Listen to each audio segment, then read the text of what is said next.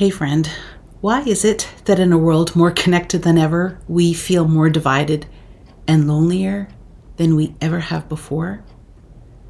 I think it's because the only thing we can agree on is that we disagree completely. The epidemic of loneliness is going to inevitably increase in a world where polarization is literally the word of the year, according to Merriam Webster's dictionary. Polarization is the one idea that both sides of the political spectrum agree on. Everywhere we look, on the news, social media, even around the dinner table, we see division. Lines are drawn, sides are chosen. Some of you, you thought twice about going home for Thanksgiving because you dreaded the divisiveness at the table. The turmoil that broke out the last time your group of high school friends got together, it has you know that you're not going to risk a repeat. Maybe you're not even going to go next time. And you smile politely at a workplace lunch, but you all collectively avoid so many touchy subjects that you end up with hollow conversation that kind of feels like drivel. It feels like we've become experts to pointing out what separates us. But in so doing, we've forgotten what connects us. And it has me wonder then, isn't loneliness the silent companion of polarization? The more we divide, the harder it becomes to see the humanity in those on the other side. We retreat to our corners, surrounded by people who think like us, look like us, vote like us, yet somehow we still feel alone. Loneliness thrives in the spaces where understanding fades.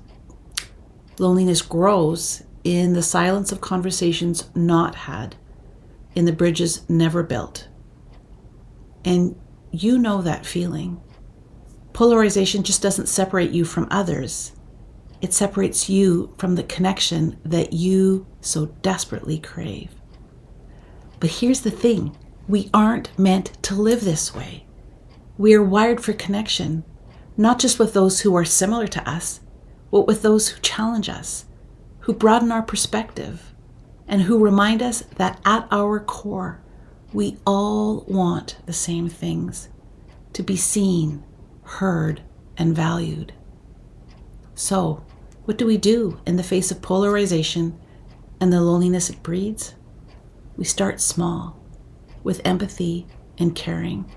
With curiosity, we ask, what's it like to walk in your shoes?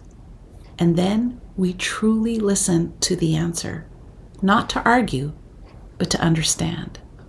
To understand even when it's hard, maybe even especially when it's hard.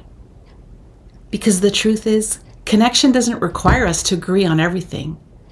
It requires us to care enough to try listening, to risk vulnerability. It requires us to reach across divides, even when it feels uncomfortable. In a world that tells us to pick a side, can I invite you to choose the side of compassion? Let's remember that loneliness doesn't discriminate. It touches all of us, no matter who we are or where we come from. And the antidote to loneliness? It's connection. It's daring to see the humanity in one another, even when it feels impossible. So yeah, polarization is the word of the year, but it doesn't have to define us. We can rewrite the story, and it starts with choosing to connect, one courageous conversation at a time. This is Carolyn Clausen from the Loneliness Course. Would you like and subscribe to our channel? Maybe if we all join together over there, we'll all be a little less lonely. Thanks.